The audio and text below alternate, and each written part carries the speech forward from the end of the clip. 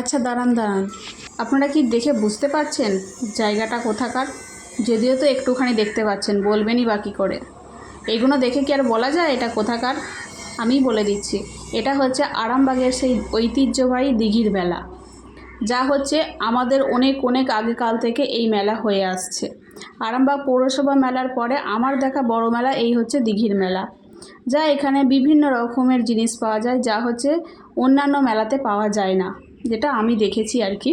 যেমন এই ধরনের কাঠের কিছু জিনিস বা লোহার, তারপরে রান্নাঘরের যাবতীয় জিনিস, বিভিন্ন রকম জিনিস পাওয়া যায়। এরকম নর্মালি এইসব দোকান যা আপনারা দেখতে পাচ্ছেন, কাচের জিনিস বা প্লাস্টিক 8 টাকা 10 টাকার দোকান, এগুলো সব মেলাতেই প্রায় থাকে। তারপরে এই মেলায় আরও একটা জিনিস পাওয়া যায়, যেটা হচ্ছে জিলাপি। এটা শুনে তো হাসছেন যে কোন মেলাতে আবার জিলাপি পাওয়া যায় না। হ্যাঁ, অবশ্যই সব মেলাতেই জিলাপি পাওয়া যায়, আমি একটু বললাম আর কি। যাই হোক, জিলাপি খেয়ে মেয়ে নাচতে লেগে গেল।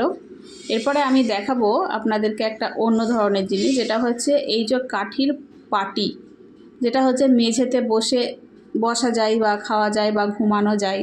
গ্রামের মানুষ এই পাটিতে বেশি ঘুমায়, বিশেষ করে গরমের দিনে, কারণ খুব ঠান্ডা হয়।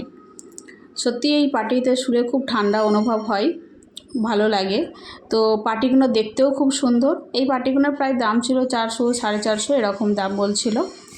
আর প্লাস্টিকেরও ছিল এগুলো।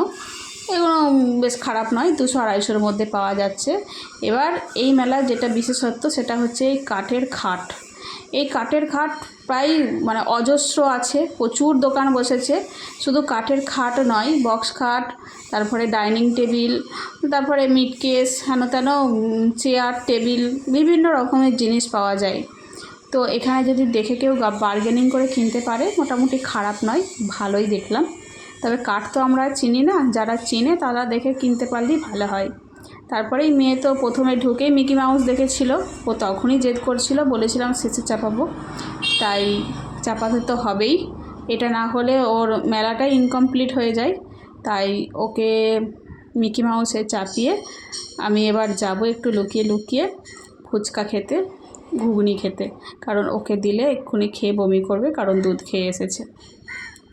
তাই যেটা বললাম সেটা শুরু করে দিলাম, একটু ফুচকা একটু ঘুগনি খেয়ে আবার মেয়ের মাথা ঠান্ডা করার জন্য একটা আইসক্রিম দিয়ে বাড়ির দিকে রওনা হলাম।